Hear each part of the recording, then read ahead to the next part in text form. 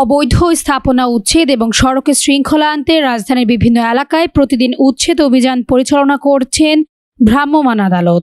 গেল রবিবার ও সোমবার এই 2 দিন ঢাকা লালবাগ থানাধীন এলাকা, মিটফোর্ড হাসপাতালের আশেপাশে বিভিন্ন অস্থায়ী দোকানপাট এবং হোটেল সহ ব্যাটারি চালিত ও প্যাডেল চালিত রিকশা উচ্ছেদ করেছেন। এছাড়াও বাহাদুর শাহ পার্ক নামে একটি বাসকেও উচ্ছেদ করেছে ডিএমপি লালবাগ বিভাগের পুলিশ বাহিনী। ডিএমপি লালবাগ ট্রাফিক বিভাগের এসি মাতাফ হোসেন নিজে উপস্থিত হয়ে এই অভিযান পরিচালনা করেন। তিনি বলেন, আমরা এই জায়গাগুলো নিয়ে মিটফোর্ড বা এখানে তো একটা গুরুত্বপূর্ণ হসপিটাল আছে এবং এটা নগরবাসীর হচ্ছে দুর্ভোগ কমানোর উদ্দেশ্যে আমরা আমাদের সিনিয়র স্টাফদের নির্দেশনা মোতাবেক এই উচ্ছেদ অভিযানটা করছি।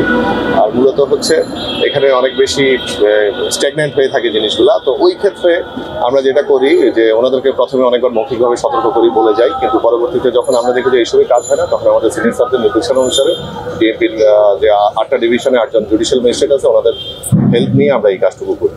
এটা আমার মনে হয় যে জনসচেতনতা বাড়াবে এবং মানুষের ভিতর আরো বেশি সচেতনতা তৈরি করবে এবং তারা এগুলো রাস্তা দখল করে বা কন্ডিশন তৈরি করবে। এটা হলো আমাদের মূল উদ্দেশ্য। অভিযানে 5 জনকে আটক করে পুলিশ। একজন বাস চালক ছিল, তাকে 1 মাসের কারাদণ্ড দেওয়া হয়েছে এবং 3 জনকে থানায় নিয়ে যাওয়া হয়েছে এবং জরিমানা করা হয়েছে। আর একজনকে 7 দিনের কারাদণ্ড দিয়েছেন ভ্রাম্যমাণ আদালত। অভিযানে মোট 8টি রিকশা ও একটি ভ্যান গাড়ি সহ আরও একটি বাস আটক করেছে পুলিশ।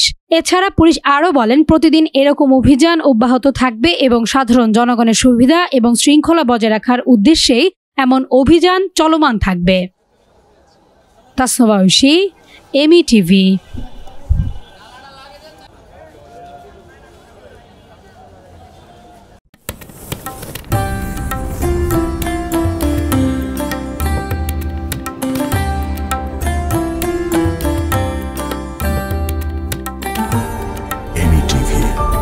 স্বাধীন বাংলার স্বাধীন কণ্ঠ।